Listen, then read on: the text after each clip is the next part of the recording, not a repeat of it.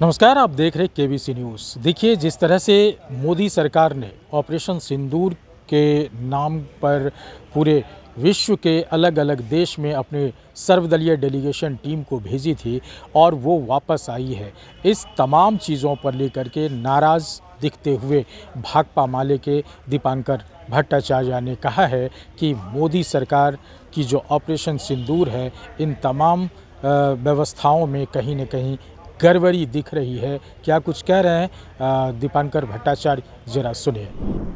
किसी देश के बड़े नेता, कोई सरकार के या विदेश मंत्रालय के कोई मंत्री, उनसे मुलाकात ही नहीं हुई। आमतौर पर रिटायर्ड लोगों से मुलाकात हुई, कहीं कोई मेजर प्रेस कॉन्फ्रेंस नहीं हुई। इसलिए तत्काल हम फिर एक बार मांगेंगे कि सरकार ने तो अभी जुलाई से डेट डिक्लेयर कर दिया, लेकिन एक विशेष सत्र संसद का जो बिल्कुल पहलगाम और ऑपरेशन सिंदूर पर चर्चा करने के लिए बुलाई जाए। दूसरा, जो छत्तीसगढ़ में ऑपरेशन कगार के नाम पर जो अभियान चल रहा है, वो एक पूरी तरह से एक्स्ट्रा जुडिशियल एक हिंसा और हत्या का अभियान साबित हो रहा है। अभी जो रिपोर्ट आ रही है कि कई माओवादी नेता सरकार के गिरफ्त में हैं, लेकिन उनको कोर्ट के हवाले करने के बजाय, कानून के हवाले करने के बजाय हर रोज़ खबर आ रही है कि फर्जी मुठभेड़ में उनकी हत्या हो रही है। तो कल हम 5 वामपंथी दल के नेताओं ने मिल करके प्रधानमंत्री के पास एक चिट्ठी भेजी है। Maale, CPM, CPI, RSP, Forward Bloc, पांचों पार्टी के जनरल सेक्रेटरीज ने मिलकर के हमने भेजा है कि इस पर रोक लगे और जब माओवादियों ने शांति की पेशकश की है, तत्काल सरकार उनसे वार्ता करे और जो भी नेता कार्यकर्ता सरकार के हिरासत में हैं, उनको कोर्ट के हवाले किया जाए। ये कुछ प्रमुख मुद्दे थे।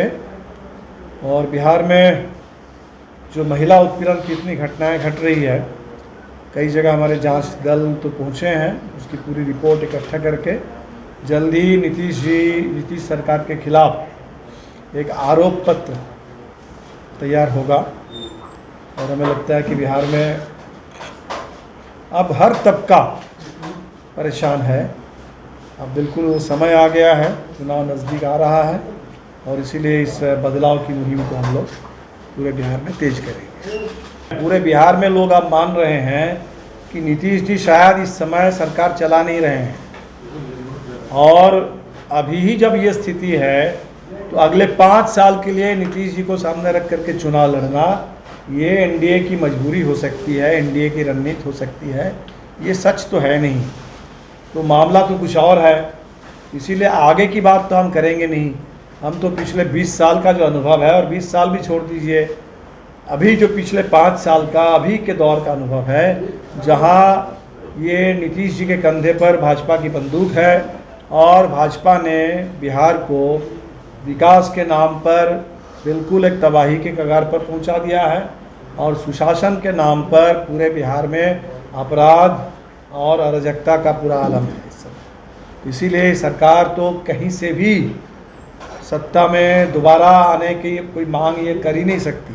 तो आपने सुना, भाकपा माले के दीपांकर भट्टाचार्य ने कहा कि मोदी गवर्नमेंट ने ऑपरेशन सिंदूर के नाम पर देश में जिस हिसाब से भेद बना के रखा है, कोई चीज़ की खुलासा नहीं हो पा रही है, तो और इन चीज़ों को लेकर के सरकार सामने क्यों नहीं आ रही है। सबसे पहले तो इन तमाम चीज़ को लेकर के एक बार विशेष संसद बुलाना चाहिए और इनमें भी बात होनी चाहिए। उसी पर दीपांकर भट्टाचार्य ने बिहार की जो चुनाव है, इन चुनाव के मसले पर भी बहुत कुछ बोलते हुए नज़र आए, और चिराग पासवान और नीतीश कुमार की बीच की जो नीतियां चल रही है, उन तमाम चीज़ पर भी उन्होंने बेबाकी से अपनी बात को रखा है और कहा है कि 2025 की चुनाव जो है वो महागठबंधन के साथ हमारी मजबूती है और नीतीश कुमार को इस बार सबक जरूर मिलने वाली है। Amlesh Anand, KBC news, Patna. KBC news के सभी दर्शकों को सूचित किया जाता है कि आजकल आप फेसबुक पर केबीसी न्यूज की खबरें केबीसी न्यूज कटिहार पेज के बजाय केबीसी न्यूज 24/7 फेसबुक पेज पर देख रहे हैं। इसलिए आप दर्शकों से गुजारिश है कि जितना प्यार और स्नेह आपने KBC news Katihar Facebook page को दिया है, उतना ही स्नेह केबीसी न्यूज के 24/7 पेज को भी दे। इसके लिए आपसे गुजारिश है कि केबीसी न्यूज 24/7 फेसबुक पेज को जल्द से जल्द लाइक और फॉलो करें। आप सभी दर्शकों से यह आग्रह है कि आप केबीसी न्यूज के व्हाट्सएप चैनल को भी ज्वाइन कर लें ताकि सबसे पहले खबरें आप तक पहुंचे। केबीसी व्हाट्सएप चैनल का लिंक डिस्क्रिप्शन में दिया हुआ है।